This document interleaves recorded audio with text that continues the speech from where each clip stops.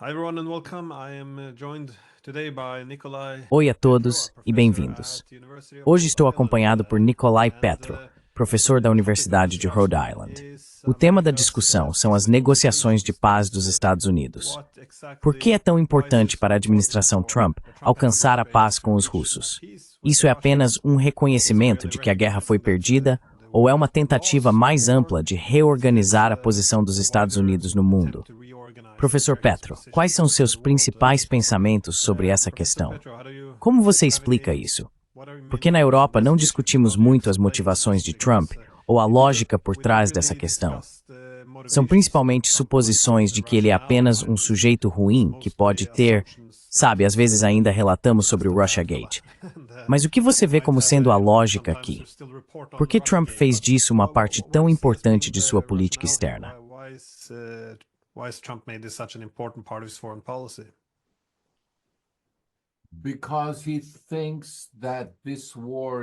Porque ele acha que esta guerra não está nos melhores interesses da América. E não porque, estou especulando aqui, haja necessariamente algo ruim em enfraquecer a Rússia, mas sim porque há prioridades mais importantes para sua administração. Prioridades que não podem mais ser evitadas.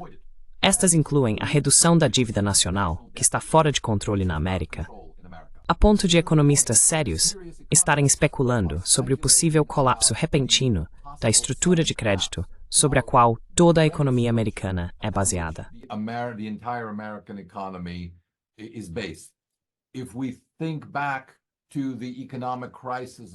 Se pensarmos na crise econômica de 2008, da qual ainda não nos recuperamos totalmente em termos do valor dos ativos que foram perdidos, a preocupação hoje é que algo muito semelhante ao colapso das seguradoras internacionais e americanas naquela época possa capturar um número ainda maior de empresas de Wall Street e levar a uma recessão verdadeiramente devastadora, como este país não vê desde a década de 1930. A menos que medidas sérias sejam tomadas rapidamente para mostrar que o governo dos Estados Unidos é capaz de conter seus gastos e, portanto, não correr o risco de inadimplência.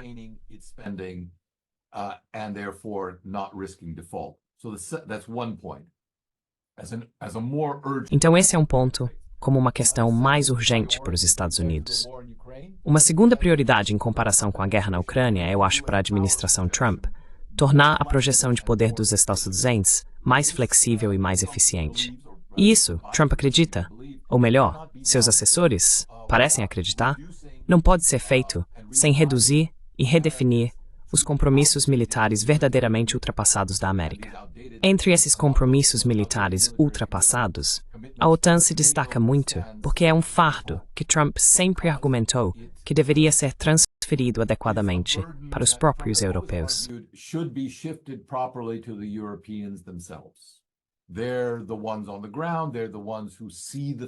Eles são os que estão no terreno, são os que veem a ameaça, são os que têm que enfrentar a ameaça, e o relacionamento atual basicamente coloca os americanos em perigo em vez dos europeus, e às nossas próprias custas, às custas dos Estados Unidos, em vez do que realmente custaria aos europeus se defenderem.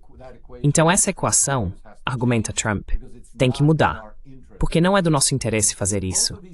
Se ambas essas coisas forem feitas, então os Estados Unidos terão mais recursos e flexibilidade geopolítica para se deslocar para outras áreas. E aqui em sua mente, é claro, a principal ameaça está na Ásia, vinda da China, não da Rússia na Europa.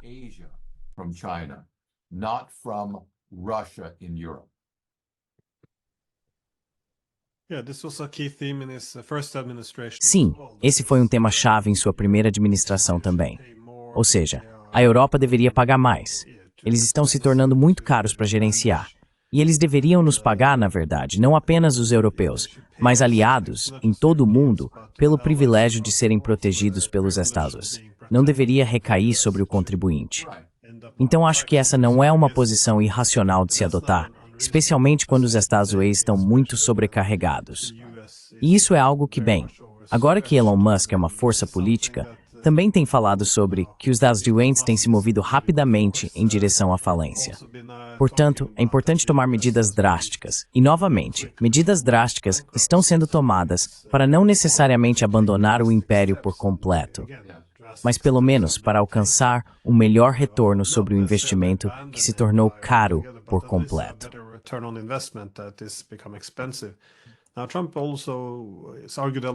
Agora, Trump também argumentou muito contra escaladas perigosas, como guerra nuclear e tudo isso. Mas dentro das discussões geopolíticas mais amplas, eu frequentemente discuto essa entrevista que Marco Rubio deu a Megyn Kelly, onde ele argumentou que a unipolaridade era temporária e agora acabou. O mundo é multipolar, e isso tem grandes implicações. Se é multipolar, você não quer ser excessivamente dominante em todas as partes do mundo, porque então você vai se estender demais, e os outros centros de poder vão começar a se equilibrar coletivamente contra você. Então, ao contrário da era unipolar, você precisa começar a priorizar. Onde você foca? Onde você reduz seu foco?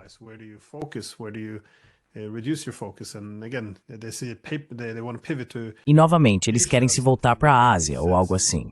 Isso tem sido dito desde Obama, mas se você quer se voltar para algum lugar, você realmente tem que se afastar de outro. E eu acho que a Europa não é mais uma prioridade tão alta. Mas como você vê o ajuste mais amplo para a América? Por que está mudando agora?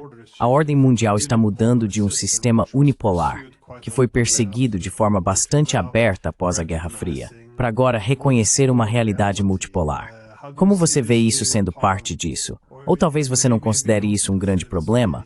Ou você vê, estou pensando principalmente em Trump, querendo separar os russos dos chineses, por exemplo. Se o mundo fosse unipolar, então isso não seria uma grande preocupação. Mas você está certo.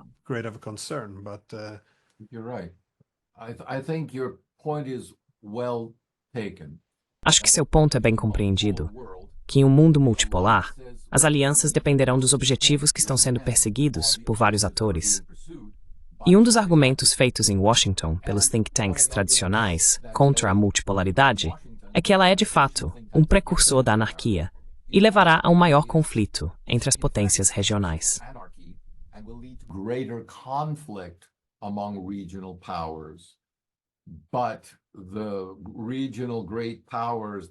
Mas as grandes potências regionais que fazem parte dos BRICS, na verdade, argumentam exatamente o oposto, que a multipolaridade em si é uma estrutura conceitual que permite alianças mutáveis, mas não exige antagonismos. É, na verdade, menos provável do que um mundo unipolar ou bipolar levar a conflitos, porque 2 ou 3 países, ou mais, conterão de forma mais eficaz os desejos de uma das outras grandes potências na mesa e poderão oferecer-lhes incentivos valiosos para não fazerem coisas que não estão nos interesses comuns dos Estados-líderes. Deveria, de fato, haver alguma forma de coalizão de Estados-líderes, ou Conselho de Estados-líderes, e esse tipo de multipolaridade, liderada por jogadores regionalmente dominantes, pode ser conduzida no interesse da harmonia mundial como um todo. É uma proposta atraente, tendo algumas semelhanças com o concerto da Europa que vimos no século XIX. Então acho que podemos estar nos dirigindo novamente nessa direção.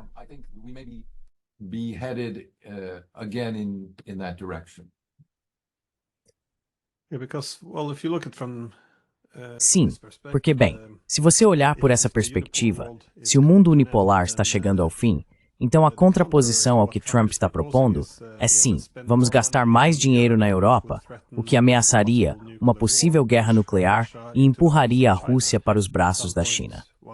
Em algum momento, é preciso repensar essa estratégia por completo em termos de buscar se aproximar dos russos para permitir pelo menos diversifiquem. Bem, notei que Keith Kellogg, uma vez, há 2 anos ou algo assim, fez esse argumento de que, bem, o que estamos fazendo é o auge do profissionalismo.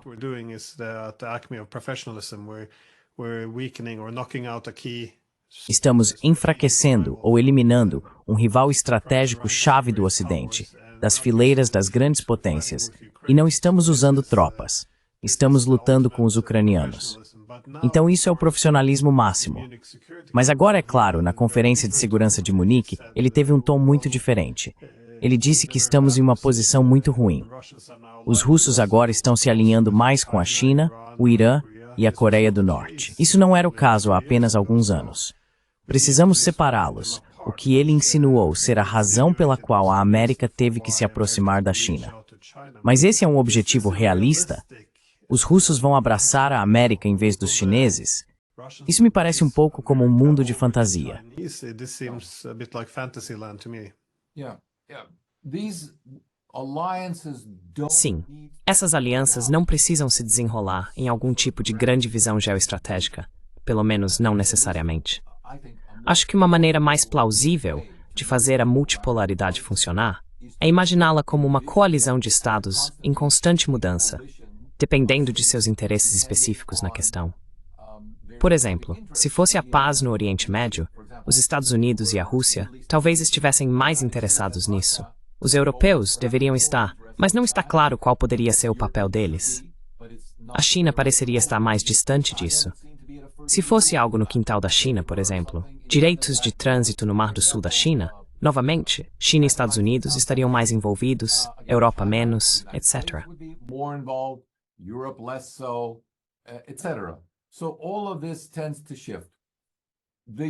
Então, tudo isso tende a mudar. A pergunta que os europeus deveriam se fazer, porque está claro para mim, pelo menos, é que as grandes potências que poderão reivindicar um assento em um mundo multipolar são os Estados Unidos, China, Índia e Rússia. Provavelmente há um candidato principal na América Latina, mas não vou dizer quem é porque não tenho certeza. E provavelmente há um candidato principal na África, embora possa fazer sentido pensar em um candidato principal no norte da África e um candidato principal no sul da África como membros potenciais. Além disso, não se deve esquecer, embora eu frequentemente esqueça, infelizmente, a Indonésia como um jogador-chave e o Paquistão.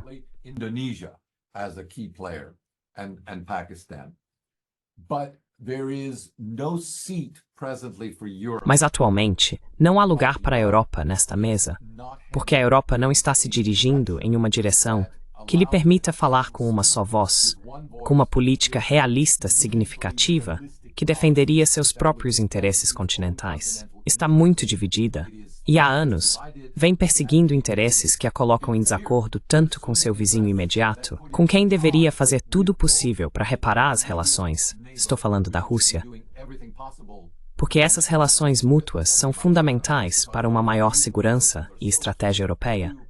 E agora também está virando as costas para seu benfeitor tradicional, os Estados Unidos, que garantiram sua segurança.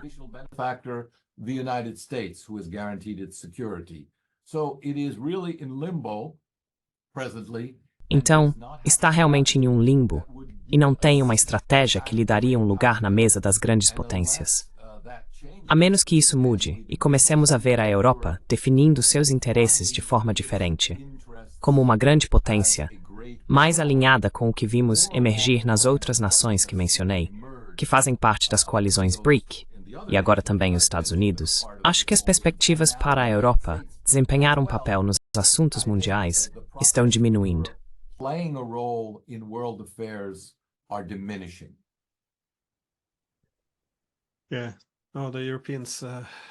Sim, os europeus, bem, eles parecem estar fazendo tudo incorretamente hoje em dia em termos de não reviver suas economias. Você pode argumentar que seus interesses nacionais não estão sendo suficientemente perseguidos. Mas também, eu acho que em um sistema multipolar, a capacidade não apenas dos estadunidenses e dos europeus de terem mais interesses sobrepostos. Acho que era fácil no sistema unipolar e bipolar. Mas no multipolar, acho que os interesses se tornam muito divergentes. Não só há uma divisão com a América, mas dentro da Europa também, parece haver mais fragmentação.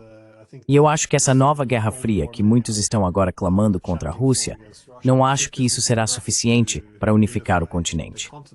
De fato, também está se tornando cada vez mais uma força de fricção e tensão. Os países estão se separando. Se perdermos os italianos do consenso anti-guerra, então, sabe, pode acabar.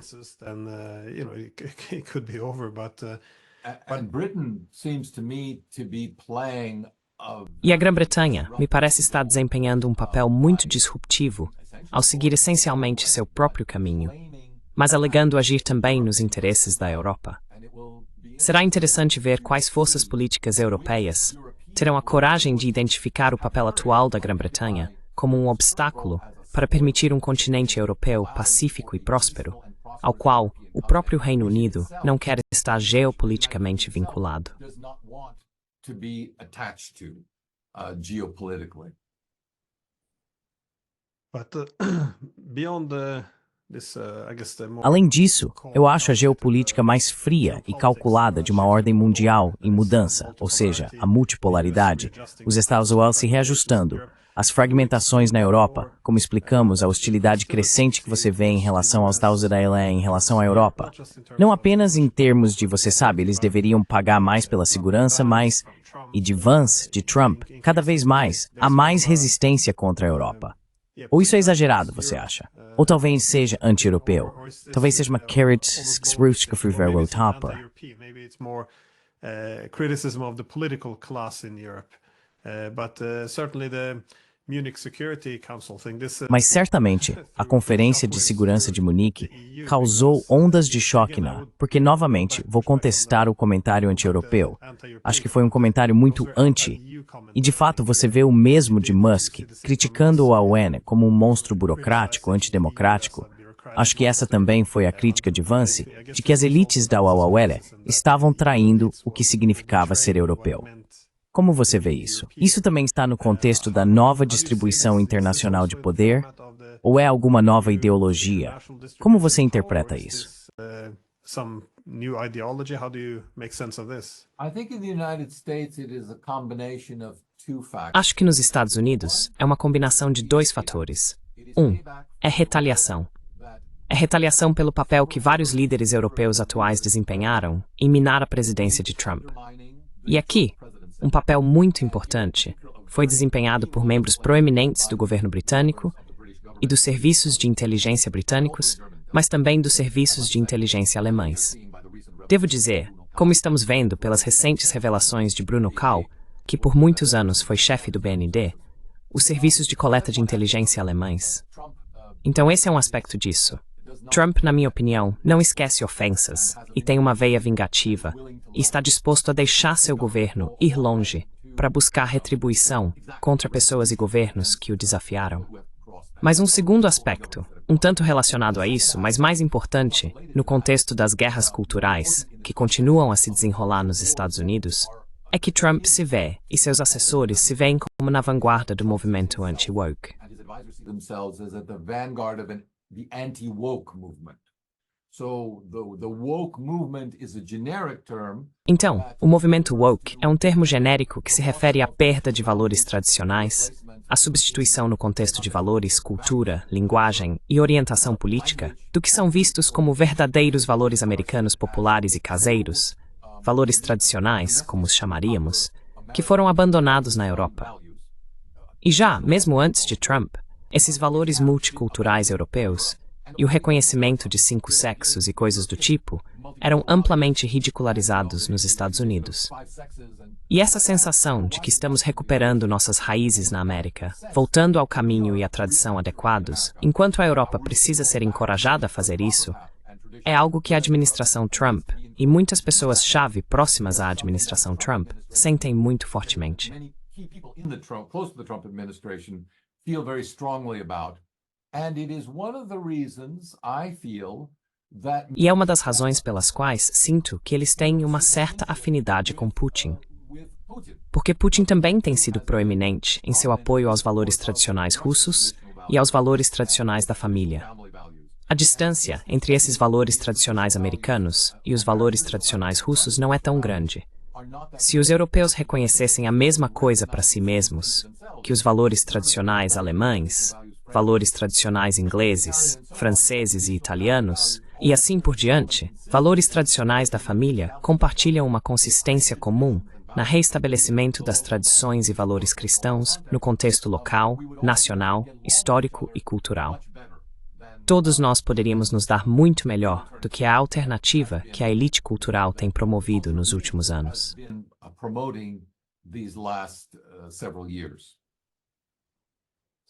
Neva Desmendo Unives. Sim, muito. Lembro-me de um artigo de Patrick Buchanan. Isso foi há quase, se não mais de uma década. Patrick Buchanan é um comentarista político muito proeminente e ex-candidato presidencial sem sucesso. Ele escreveu um artigo com o título Putin é um de nós, e ele estava falando sobre o movimento conservador religioso americano. Ele tinha um ponto. conservative movement. He had a point. Yeah, this is something, not that wasn't the words of Sim, isso é algo, bem, que não foram as palavras de Samuel Huntington, mas ele escreveu um artigo realmente excelente ou fascinante em 2004, que é Dead Souls. E ele argumenta algo semelhante, que a nova divisão na América não seria entre liberais, bem, seria entre liberais, cosmopolitas e patriotas, ou cosmopolitas e nacionalistas, acho que era. Ou efetivamente dividindo entre os woke e os globalistas versus os patriotas ou nacionalistas. E uma vez que você faz isso, uma vez que você não vê mais o mundo dividido entre liberalismo e autoritarismo, mas por conservadores versus liberais, isso muda muito, e não apenas na Rússia. Acho que isso também explica parte da afinidade de Trump com pessoas como Orban, que gostariam de ver uma Europa mais tradicional, definida mais por sua herança cristã tradicional, e também a intervenção de Musk na Alemanha, em termos de tentar levar o AfD até a linha de chegada. Encerrando befall. Yeah. There is another discussion along these lines by Discussão ao longo dessas linhas por Jonathan Haidt, um sociólogo da Universidade de Nova York. Estou olhando para um artigo agora que foi escrito em 2013. Outra pessoa que estava escrevendo sobre isso na época era Mark Movsian, da Universidade de St. John's, sobre valores weird e o conflito entre valores tradicionais e o que foi rotulado por esses acadêmicos como valores weird. Weird significa valores ocidentais, educados, industrializados, ricos e democráticos. Mas é claro, o acrônimo é destinado a retratá-los como fora do mainstream e, portanto, estranhos. Esses valores são anômalos e pouco atraentes para o resto do mundo. Eles só atraem um pequeno grupo de internacionalistas.